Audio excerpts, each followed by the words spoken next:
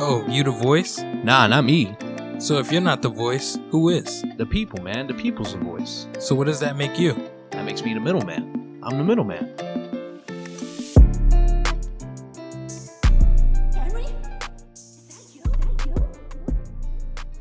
Hello, everyone, and welcome back to the Middleman Podcast. I am the man in the middle, Kevin Martinez, and today I am joined by my great fucking friend, Nikki Hanz. Yes, sir. Good to be here. Good to see you, man. Nikki actually is Nikki Hanzimanolis. No disrespect to your last name. Hanz. I'm not even gonna say the other ones because they're all kind of disrespectful. We got a lot of nicknames. Nikki Hanz, aka Cousin Nikki, you name it. We got a lot of nicknames. Yes, sir. So yeah, I'm very happy to have you here, man, on the For Real, because for those of you who don't know, Nick and I go way back. This is going to be more of like a leisure podcast. We're just going to have fun, talk, so you get to know who I am. And these episodes are necessary for people to basically see how I correlate with, my friends, and it's like throughout this podcast, I want you to think to yourself if I am any different from when we're just having a regular conversation to when I'm in front of the camera, okay? So just keep that in mind as we're going through this episode. All right. Okay, sounds good. So, it's just going to be more of a leisure podcast. We're just going to talk, shoot the shit, have some fun, get to know each other. You've had one hell of a life. You're one excellent man. And I've been trying to get you on this podcast for a while now, but 9 times out of 10, you were busy doing something else, right. like serving our country. Yeah. Like I say, like people say, oh, what do you do? I like to look at myself as a jack of all trades. And to be honest, after seeing the setup and seeing you grow, I gotta tip my hat off to you, bro. Like this studio is official, and I remember you starting out with it. It was like a hobby, but I could tell you're truly passionate about it, and I'm really on your side. So I'd like to see the future of this podcast and see what you do. Thank you, man. I appreciate that. As someone who actually listens, you know what I mean? Like, it's crazy because there's so many of my friends who, they'll want to come on a podcast, but they won't even take a listen, And right. I know even before you and I mentioned, you coming on an episode and having a podcast with me, you were like, yo, I listened to this episode. I really enjoyed it. I listened to that episode. I really enjoyed it. So I really appreciate that coming from you. Just as a person who has seen me grow and just like, a matter of a person and in a podcasting game, right. Of course it's always been a hobby. It's still a hobby, so to speak, right? When does it become a job? Does it become a job when I get paid? Or does it become a job? You know what I mean? Like, I think it's always going to be a hobby. You know what I mean? I think that it's one of those things that, maybe one day you go to work kicks your ass, or you lost sleep the night before, and, you're supposed to do the podcast, but there's going to be some days where you don't want to. But the fact that you have the discipline that you're going to do it anyway, that's what sets certain people, that's what sets them up against the rest. You know what I'm saying? And that's what will get you to the pinnacle of your career and, with the future of this podcast. My goals, my aspirations for this podcast, yeah. Dude, you're stiff, bro. Loosen up, bro. Yeah, I know. Yeah, I did one shot before here. I'm trying to get loose, but I got to be honest. I know Kevin since we got close in the 8th grade, and we're always shooting the shit. He's like one of those friends, like I could go months without talking to him. And then as soon as we pick up the phone, I start talking to him. It's just like where we left off, Yeah. But I gotta say, man, this is official. I got the lights, you got the cameras, the microphone. It's I'll get better. I'm still loosening up. Of course, man. Of course, yeah. We got this tablecloth now. That's official as fuck. We got these little condensers on the mic, so you won't hear everyone say or like a crazy pee or some shit. It won't be as bad. Yeah. So that's good to know. I don't know why I did that, but hey, that shit just happened. All right. Hey, man. So yeah, we go back to the 8th grade, man. We've gone through some stuff. Like I mentioned, you were a Marine, and that's one of the craziest things that I think is about you. You talk about my discipline.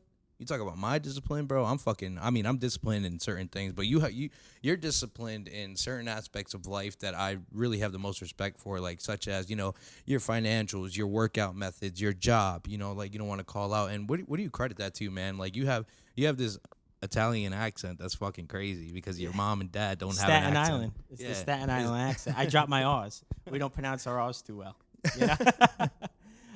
And what's funny? I was thinking about, there's a lot of things that I credit my discipline to, but, one of them, I think for both of us was football, bro. Mm-hmm. Okay. Kevin and I, we got a lot of stories. Dude, I got my shit knocked. We got knocked around sophomore year. I'm like, Kevin, I don't want to do this no more, bro. Like, there was no substitutions for us. We were against the varsity team, all practice long, getting our asses knocked in. And but we kept going, you know. There was a couple times we wanted to hide in the porta potties, but, you know, coaches always found us. And Nah, there's been a couple times that I legit hid in a porta potty because I was fucking afraid of getting knocked, bro. I can literally tell you, I remember sophomore year, and sophomore year was the toughest year of football for me, right? And it's like, I remember going up to one of the coaches. I unfortunately can't remember. You know, Coach Mason was the one. mm-hmm. Black Mason, not Yeah, the white yeah. Mason. The Okay, Black Mason, okay. yeah. I went up to him. I said, Coach, I said, I don't want to do this anymore, Coach. I legit cried in front of Coach Mason's face, bro, because I was getting beat the shit out of every day. You know, and I cried in front of him. He said, it's okay. You're gonna be all right. You're a stud. And I'm happy that I stuck with it because the next year I was starting varsity. You know? I remember that. And junior year, I took the year off. But, I mean, obviously, you and I, we still kept in touch. I would go to the games and stuff like that. But I just played sophomore year and senior year. And I wish I started younger because I feel like I was pretty late in the game. You know, I had to learn from scratch. Baseball, as much as I loved football, I was better at baseball because I grew up playing it my whole life, you know. Mm-hmm. But actually, I don't know if I told you this. I actually tried out for like a youth football program years ago. Like, I was young and I was legit 90 pounds soaking wet, you know, and they put me on like, I don't know if it was like this all-star team, but it was like kids that like, they were good. Like there was like I guess they called it the A team, the B team, whatever. Like I was with the A squad and I got the shit knocked out of me. It was like the Marines for kids in like the 4th grade. Like, and I remember we were doing sprints. We were doing hills. We were doing sprints. And they would line us up with people that we would, you know, compete against. You know, we'd run drills and stuff like that. And I was partnered up. I would race against Chris Monaco. Now, those who are like locals and stuff, they know Chris Monaco. He's fast. Fast as shit. I am not beating him in a race. There's no way. And at the very end, you know, after getting my shit knocked in all day, I switched positions with another kid, a fast kid, to go against Monaco. And then I raced this other dude, and I won the race for the team. And this coach was like, don't quit, never quit. And you know what? I quit. Oh, really? And it stuck in my brain for a very long time. And after I quit that, it transitioned to the following school year. I was failing. I had a really rough year in school. And, you know, I had teachers say, you know, to my parents, oh, well, you know, Nick's not going to be, you know, he'll never be a scientist. Or, you know, he'll never be a mathematician. And that's foul. And I was like, you know what? I want to be that person that nobody's going to tell me what I can and can't do. So I started really focusing on the school, like really seriously. I was very quiet in school.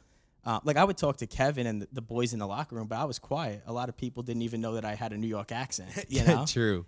I was introverted, and you know, I remember my dad telling me, he was a Marine, and he said, you know, if you think this is hard, could you imagine what the Marines were like? So after I started taking my academics very seriously, I said, okay, now I got to go back out for the football team. I got to give this another shot, because now I'm accomplishing in my academics. I have to see if I have what it takes to do football again, and I did. And then after I did football, I said, now I got to see what the Marines are like. So then you went to the Marines? So then I went to a recruiter, and I was 17, and, you know, they asked me a bunch of questions, and he's like, well, it sounds like, you know, you want to do this, but there's one problem. You're underage. You're 17. I need parental consent, and you need to get your high school diploma before you can go. So I got my mother and father to sign. And so take them away. Yeah. And then the recruiter was honestly at my high school graduation. So I shipped out a couple weeks after graduation. Yeah.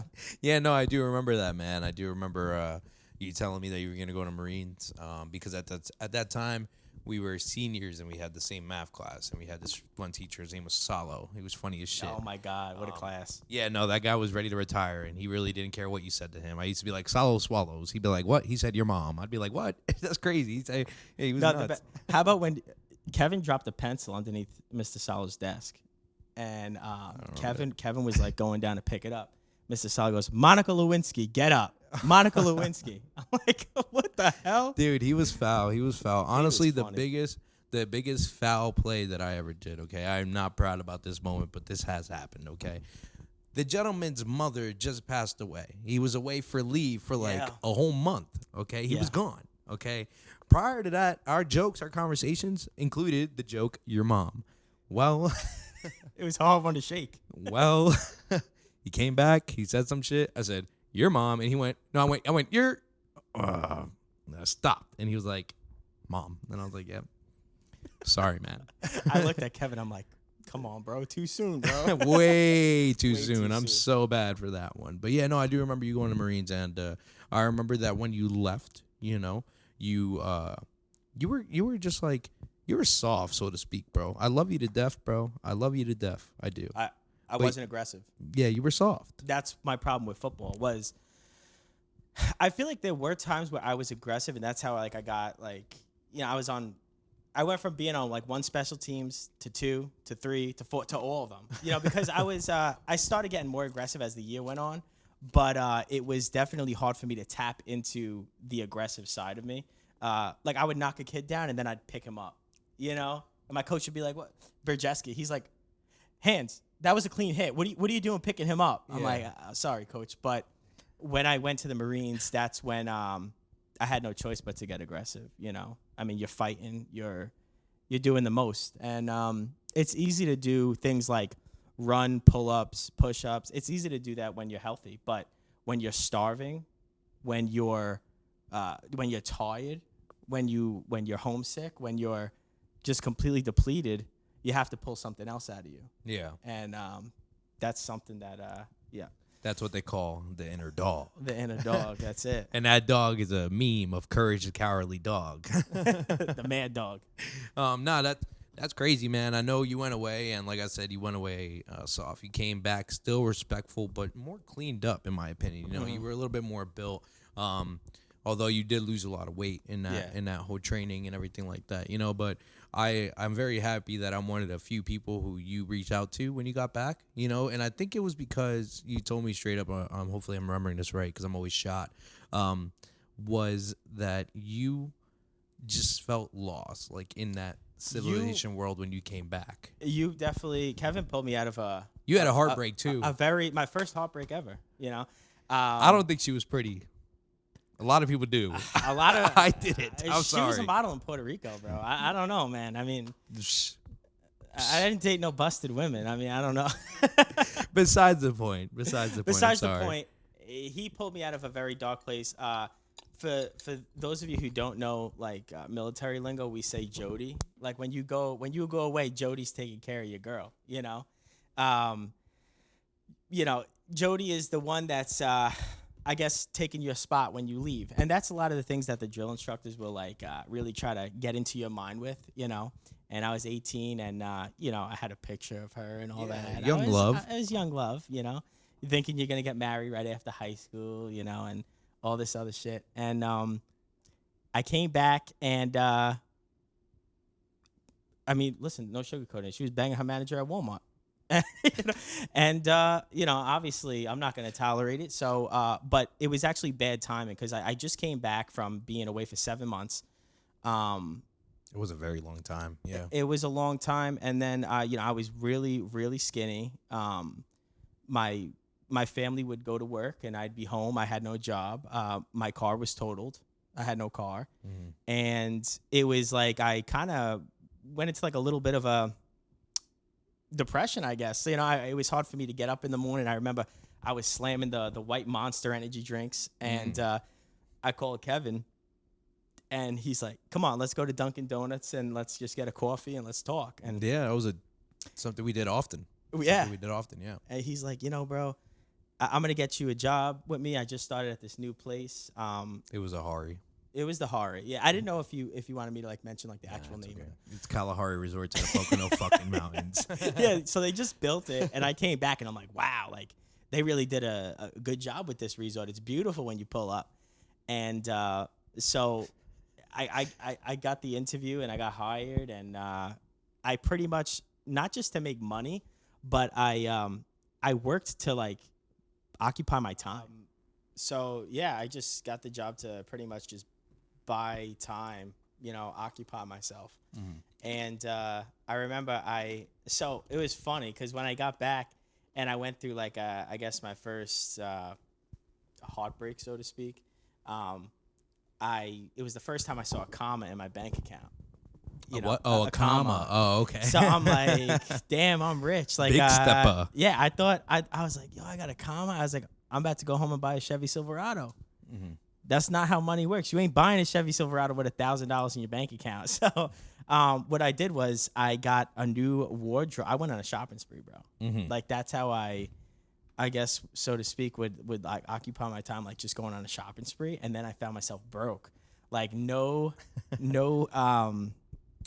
money at all, like no car, no nothing. And I remember I was gonna sell my gun actually that I had. It was like one of the only things that had a little bit of value that I could sell. And I remember they wanted to give me like $200, and I was like, my dad got me this. Like, he really likes the gun. Like, no, I'm not gonna do it. So my dad was like, I was on the phone with him. He's like, oh, you can sell it if you want. But I could tell in his voice, like, he really didn't want me to sell it. And I'm like, Dad, no worries. Like, I'll never be broke like this again. Yeah. And then when I got that job with you, I worked so much overtime that I made myself sick. I would sleep in the bell closet some nights. Yeah. Like working 19-hour days, working sometimes 3 days in a row. No, those days were hell. There were a couple of days where there were snowstorms and there were only two people there, you and I. I mean, you make a shit ton of money. Don't get me wrong. People are generous when it's tipping or when it's snowing. They want to tip you. But at the same time, you'd be drained because you're going in and out. And it was a good time overall. I really did enjoy that job. I mean, besides towards the end of when I became a supervisor, because then shit got stressful. And don't ever work with your fans. Don't ever work with your friends. Word of advice. I hated him as my ever. Supervisor. Fuck you. Did you really? Did you really? No, he was cool, but I was Kev. I feel like for the wage that the supervisors, like, I feel like they put more stress on you guys. So like at the end of the day, like you would be stressed. I'd see you stressed, and the vibe just was like off. You know what I'm saying? Extremely stressed out, man. I was like, yo, how hard is it for people to sticker shit and put it on a shelf and just organize it and leave it off? It was like sometimes you would get incompetent people coming through that door. I mean, the turnover rate for that job was god awful. Like nearly 70%. Yeah, it was awful. But we had a good time, and you ended up getting that job, and I think that's when it all started with those Dunkin'. We used to just sit there, grab Dunkin', talk about life, and just have a good time. And, after Kalahari, I remember then, I would say you were probably like my first real gym partner in adulthood. You know what I mean? Yeah. So you and I started going to the gym, and I do, like, there are just weird things that you remember. Like, there are just weird things that are just in your head that you could remember. And the one thing that I could remember for some odd reason is that we went to B-Lux. We got a lot of food.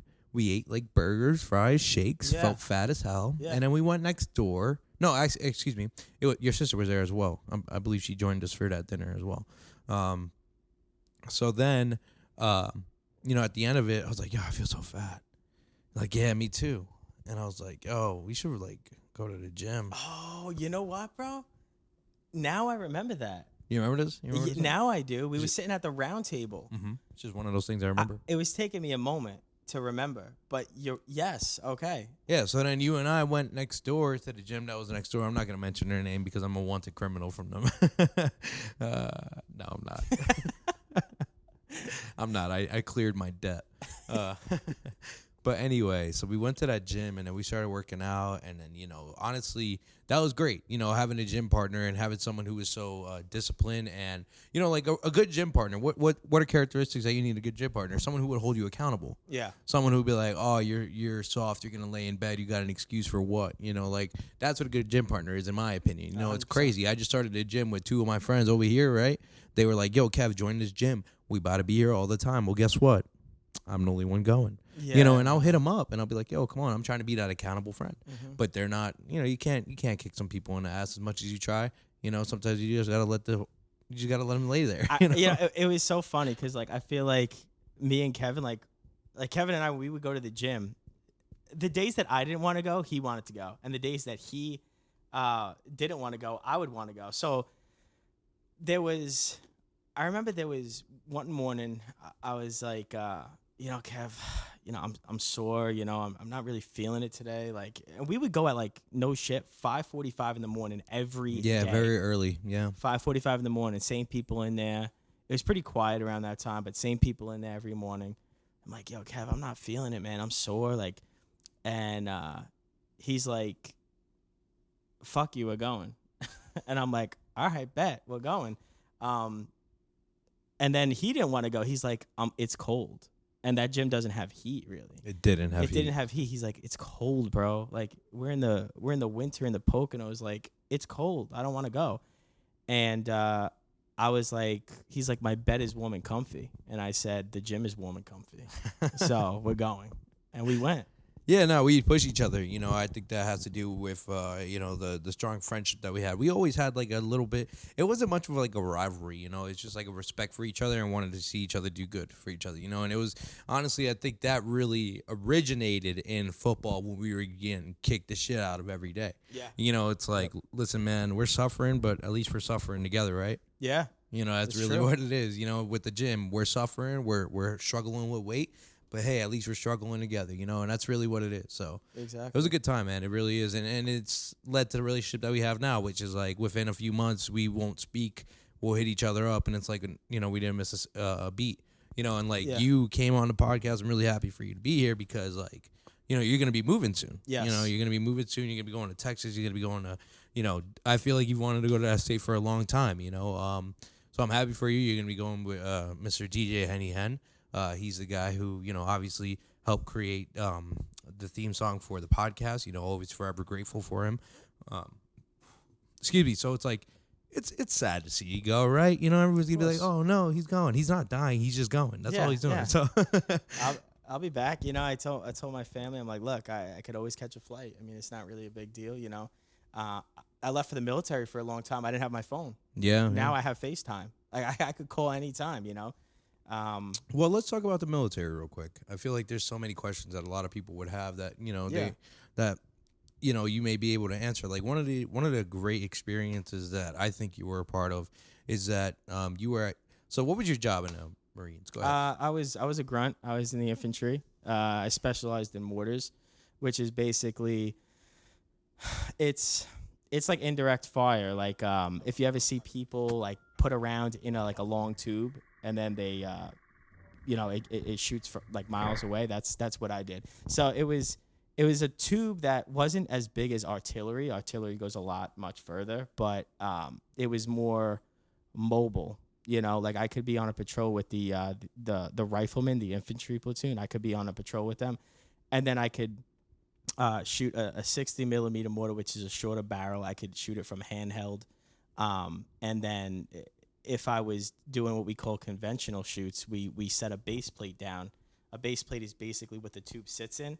And when you fire the first round, the base plate sinks, so it has a steady base so that the tube isn't flying all over the place when you're shooting. It's like stabilization. Yeah, no, that's great. Okay, right. Cool. By just the recoil. Yeah. So the first round of the day, the whole base plate sinks, you know. Now, when I was in 29 Palms, California, it's the Mojave Desert, so... Crazy. It's like what an experience it was a hell of an experience. We had a party for me right before I went. Yeah, no, I remember. I got a video of you walking out the door. Yeah. Saying farewell, and then you came back, you were like, forgot some. But yeah, like the 29 Palms terrain was like it was like hard rock sand. Explain the terrain, explain the temperatures, explain the environmental battles that you experience in the Mojave Desert. So basically 29 Palms, California is the Mojave Desert in California. That was my first annual training event in the summer of 2017 I went. And I went in, I think it was It was the summertime. I want to say it was July. It was the summertime. Yeah, I remember that. It would be like 130 during the day, 130 degrees, and you got a full combat load on you. And then it would go down to like 99 at night, and you'd be like shivering because it's a big difference. It's a big drop. You know? It's 40 degrees. Yeah. Yeah. But 29 Palms, it doesn't rain a lot, but it's really crazy weather because like if it rains, it floods. Really? Yeah. 29 Palms is it's just sand. It's sand. It's sand and rock, and the mountains look like brown ash. That's the best way I could describe it. What were your sleeping arrangements like? So we had like Kwanzaa huts. They kind of look like, the best way I could describe it is like it looks like a soda can tilted on its side. Okay, yeah.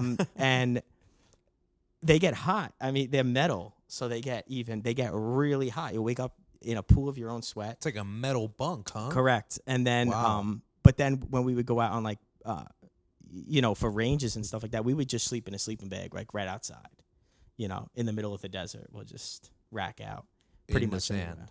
In the sand, yeah. And have you ever woken up with like a scorpion next to you or something like that? I actually, if I didn't have my hoodie on, I could show you. I actually got bit by, like, I don't know what it was. I have like 2 fang marks on my arm from 29 Palms. Really? Yeah. Wow. And it's just there. It's there for years. Like, I have like a little, like a little hole. Like it's like 2 fang marks in my arm. Yeah. That's crazy. And what, they just like, did you get medical attention? Did you feel it as soon as you woke up, or did someone notice it? I noticed it. Yeah. Did I get medical attention? No, I didn't. Who knows? Hopefully, I don't suffer the consequences later on. I mean, you've been alive for this long. You still got. I don't know. How many? You can feel your fingers, right? Yeah, right now. All right. Well, who knows? Years from now, we'll see. We'll see. Nah, man. That honestly, when you went away for that trip and I knew where you were going, I was like, damn, bro, that sounds like a fucking nightmare. Yeah. And not to mention the branch that you're in. The Marine. It's toughest sons of bitches around. The few, the proud. It's not the many, right? Yeah, the few. The few, the proud, the brave. The brave. Yeah. Because that wouldn't make sense. Why would you say the few, the proud, the many? There's not many. There's only a few. No. And then my second AT, I went to Ukraine. Remember Yeah, when I went yeah. to Ukraine? Yeah, no, that's something that I think is fucking mind blowing, because like what's going on in the world right now with Ukraine and Russia, and talk about that experience, man. I know you went over there to train other mortarmen, Ukrainian soldiers, and at that point, how many years were you already in the service, and how far of a rank were you up to? Did you even think you'd be doing something like that? You think you'd be teaching another group or another battalion or whatever to how to fuck shit up? No, I didn't. And I think what was pretty cool was, I went down there and I thought that like I was going to be training them like everything from the ground up. And they're actually, there's a lot of badasses that I met. A lot of them, I mean, with the whole situation that they had in 2014, a lot of them saw combat. They were pretty locked on. We were just training them on our weapon systems. And then we did like joint force exercises with the Ukrainians, the Moldovians, the Georgians.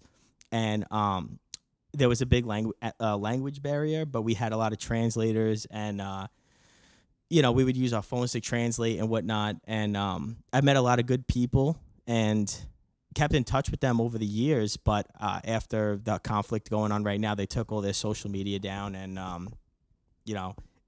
know the place where I was, it's in shambles. I was on a base called Stroky Lawn, and then. I went to I landed in Odessa airport, and I was in the city of Mykolaiv, and it was a good time. But I know that place looks very different right now. Yeah, it does look very different. And I remember when everything started off, the conflict going on over there.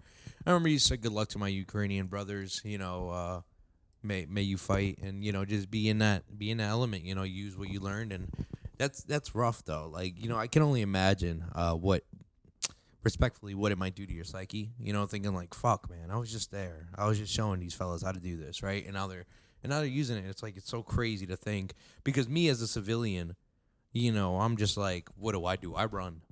That's all I can do, run and fight run and fight if I have to, you know what I mean? But ideally I want to run. If that were to happen in our home country, it'd be mind blowing. I wouldn't know how to deal with it, so it's just like, much respect to you and everything going on, man. Thank you. Yeah. It was kind of one of those things where like we didn't. It wasn't like It wasn't anticipated. No. To be honest, I would see like Russian fighter jets flying overhead, and we actually, when I would talk to the guys, it was like it was a matter of fact of, it's not if it'll happen, it's when it will happen. Like they were, And that was what, 2 years before? 2018. Yeah, I went there. 4 years ago. Yeah, 4 years ago. Mm-hmm. Yeah, Yeah. going on 5. Yeah.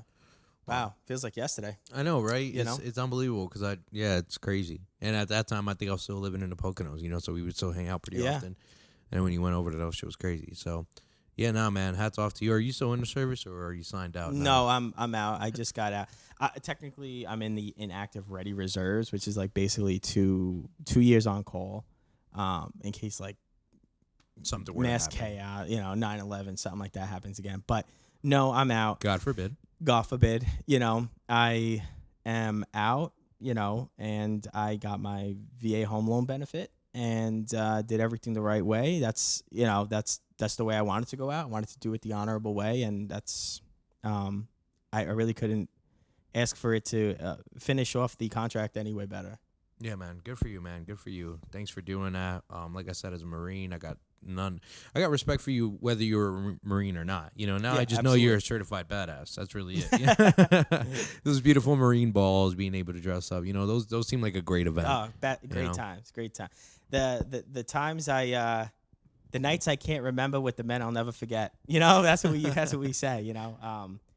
Yeah, we work hard, but we played hard. The Marines, we played hard. Band of brothers right there, man. All right, so hey, I want to talk about a time that you played hard and you might have played a little bit too hard, if you don't mind. All right.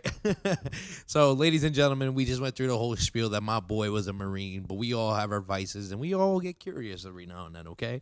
So as you all know from episode 1 with Canna Poppy, I love cannabis. Okay.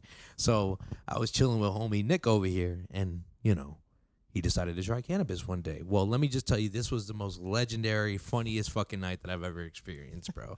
This man had the munchies like no other, okay? Yeah, it's terrible. So let's go ahead and start the story. I'm going to start it from my perspective, and then I'll let you chime in when I want to see where your thought process was at. If you can think about the thought process when I cut off, I want you to fill in the blanks here, okay? I was on Mars, bro. I can't remember. Before you were on Mars, okay? So, like I said, I enjoy cannabis. My one buddy, who was our supervisor, coworker at the time, he really enjoyed cannabis as well. So I went over. I would go over often and smoke some marijuana with my homie. But then one time Nick came, right? And they made a joke saying, "Yo, Nick, you gonna smoke tonight?" And Nick was like, "Yeah, probably." I was like, "What?" I was like, "What do you mean you gonna smoke?" So, we go in the room. My buddy and I were smoking, and I passed it back to my buddy, and my buddy generously passed it to Nick.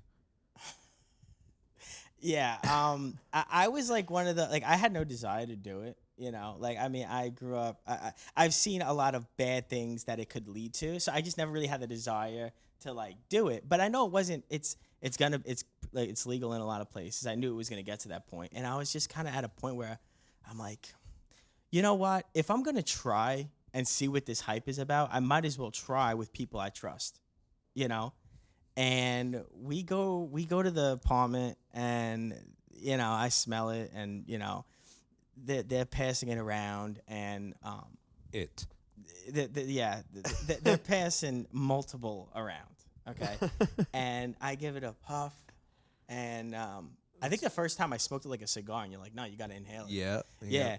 Like So- a casual. Yeah. Like, are you wasting that shit? So I started doing it the proper way, and I'm like, this is nothing. Like, this is nothing. And they're like, nah, just wait. It's called smacked for a reason. Yo, hold up, time out. And I could tell he really thought it was nothing, okay? Because he took his first proper hit, did his thing. Yeah.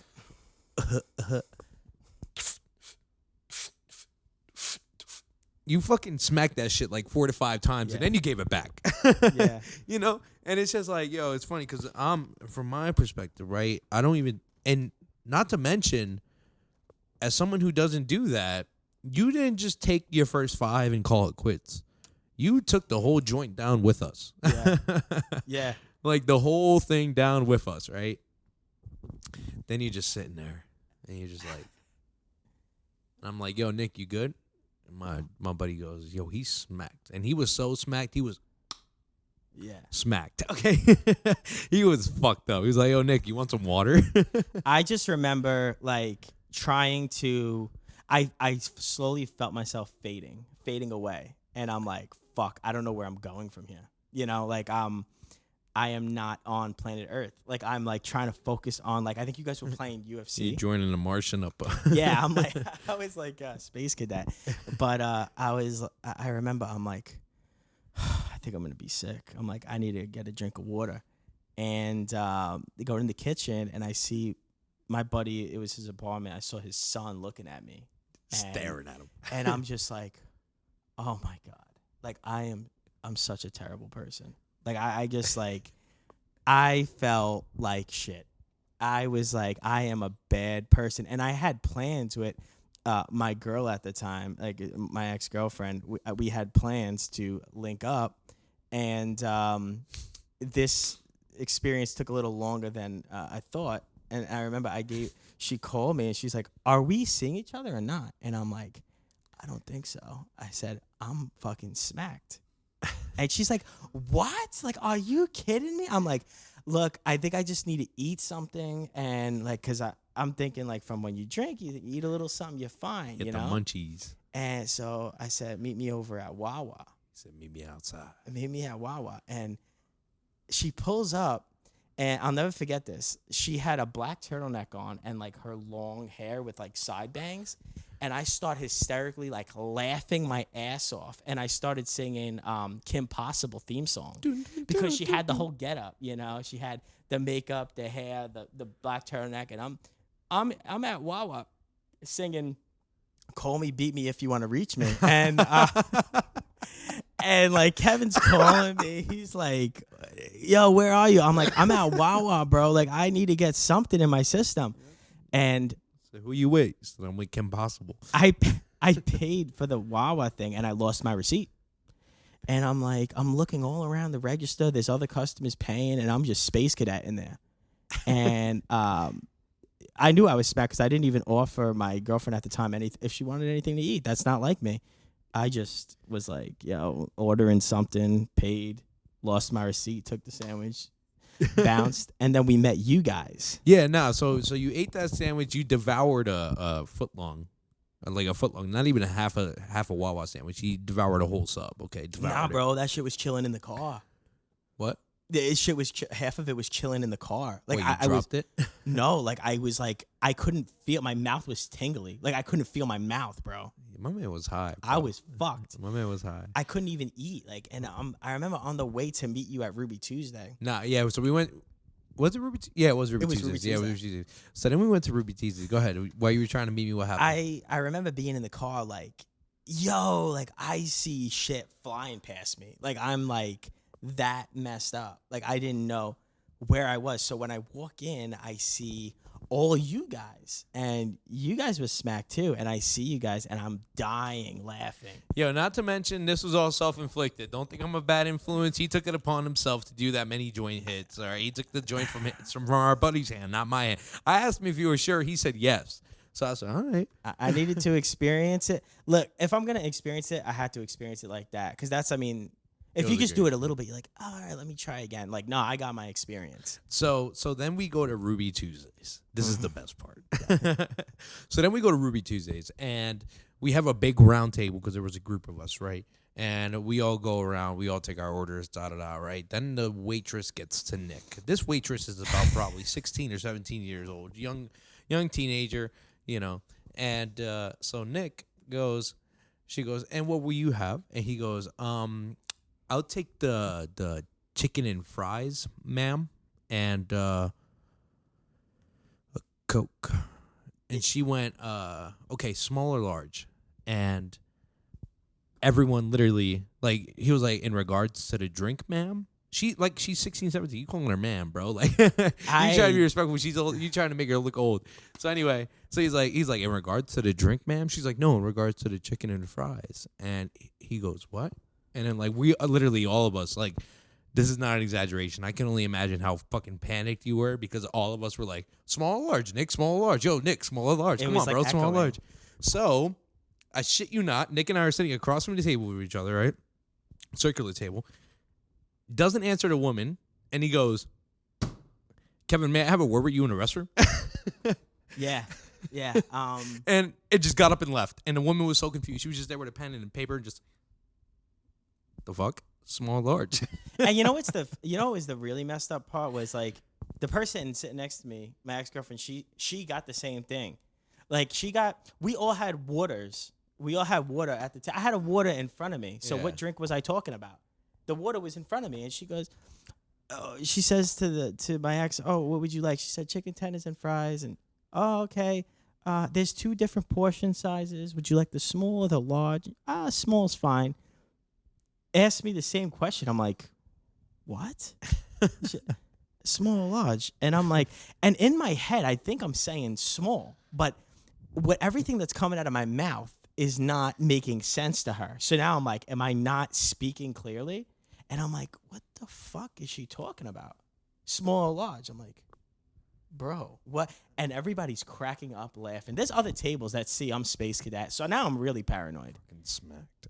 And I said, Kev, I need to speak with you right now. In the bathroom, though. Nonetheless, you know, he said, Kev, may I have a word with you in the restroom? And just like that. Kev, may I have a word with you in the restroom? And so I went in the restroom, right? And I'm like, yo, Nick, bro, relax. You're good, bro. You're good. Bro, I'm freaking the fuck out right now. I'm freaking the fuck out. I'm like, yo.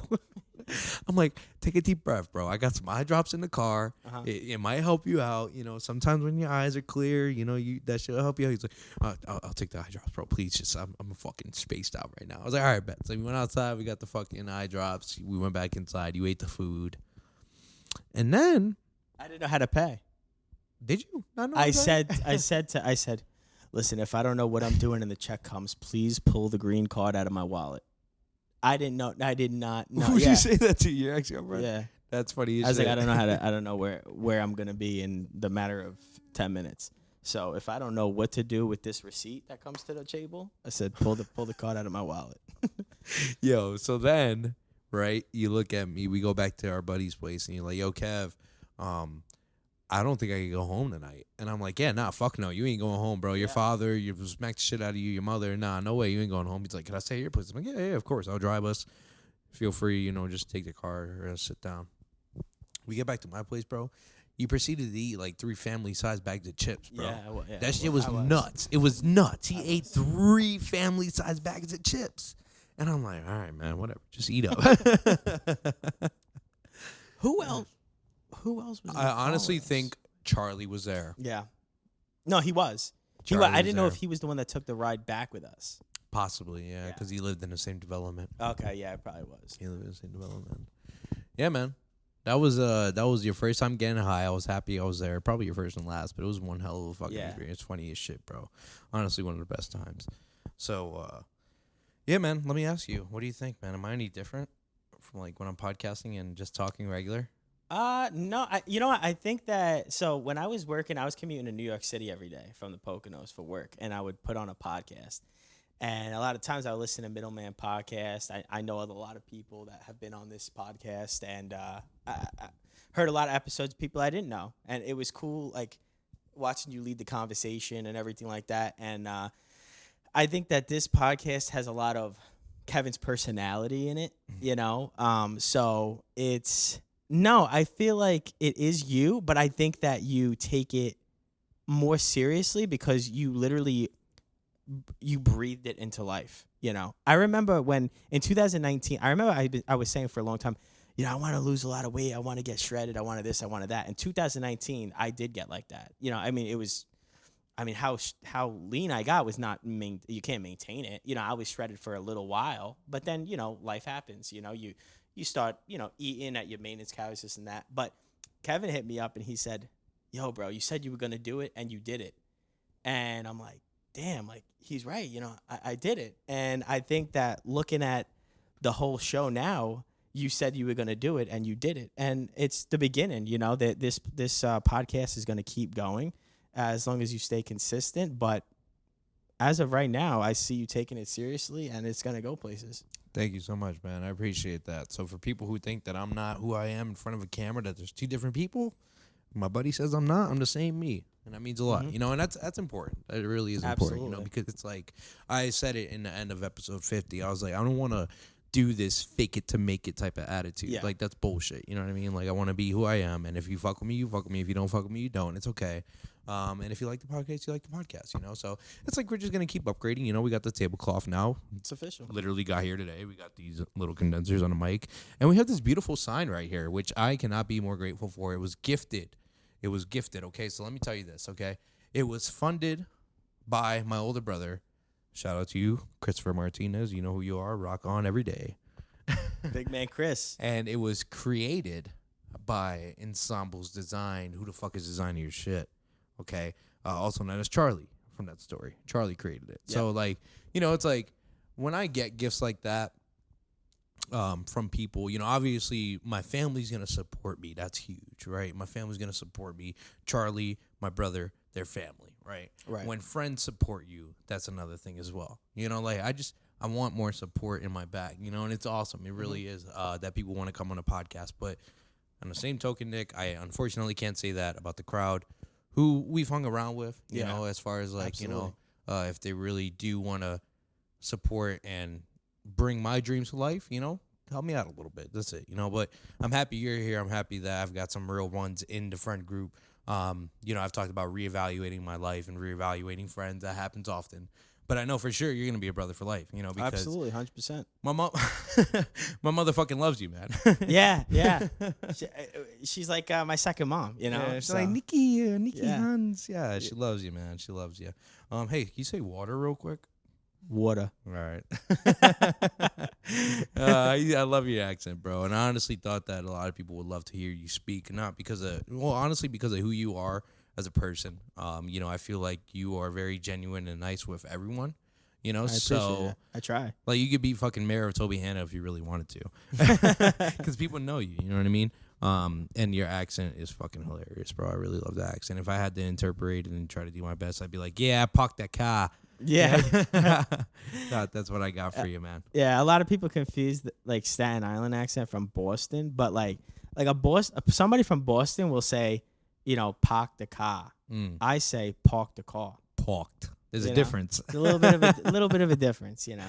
Oh, man. Are you excited for Texas? I'm excited. I'm nervous. You know, I'm a family man. You know, I don't have family out there, but well, actually, I do have a cousin, but he's kind of like long distance cousin. You know, he's out in like Dallas or San Antonio, I think, one of them.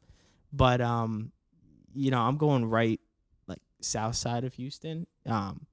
And I'm excited. I've been there a couple times, but I'm nervous. You know, I'm just kind of taking a leap, and we'll see what happens, man. That's what you got to do, man. That's what you got to do. You'll be fine. Yeah. You'll be fine. Don't worry about it. You'll be fine. You have a very sociable, you know, attitude to yourself. You could talk to people. You'll be just fine. Thank you. I mean, they're gonna shit on you because you have an accent. Yeah, I'm a Yankee. I'm a Yankee. They're like, Yankee for life. Dirty Yank. You know, fuck those Houston Astros, please. I'll be rocking my Mets hat down I there, can't flip so no that. worries. I'm not gonna flip that bird to the camera. I'm not gonna do that. All right, but hey, Nick, we're gonna start wrapping things up, man. It's been a great time having you here. I like to give the floor to my guests before we get signed off. And guys, stick around for tea time. If you are listening to this on Spotify, Apple, any podcasting platform, please tune in to the YouTube channel at _middleman_podcast and check out 15 to 20 minutes of extra bonus content with my boy here, Nicky Hanz. It's called Tea Time, not brought to you by Arizona Iced Tea, but inspired by Arizona Iced Tea. So before we get into that, Nick, the floor is yours. Go ahead and sign us off. Any meaningful messages you want to drop for the people?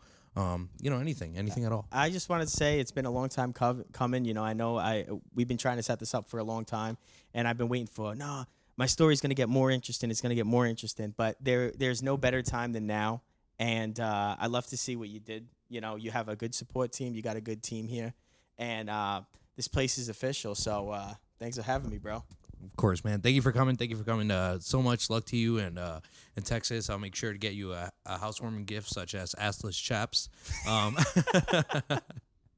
I really appreciate you coming on, bro. Much love for you. Much love for your family, brother for life, and everyone. Thank you for listening to the Middleman Podcast. I am the man in the middle, Kevin Martinez, Kmart with 2 T's, 3, 2, 1. Signing out. Peace out.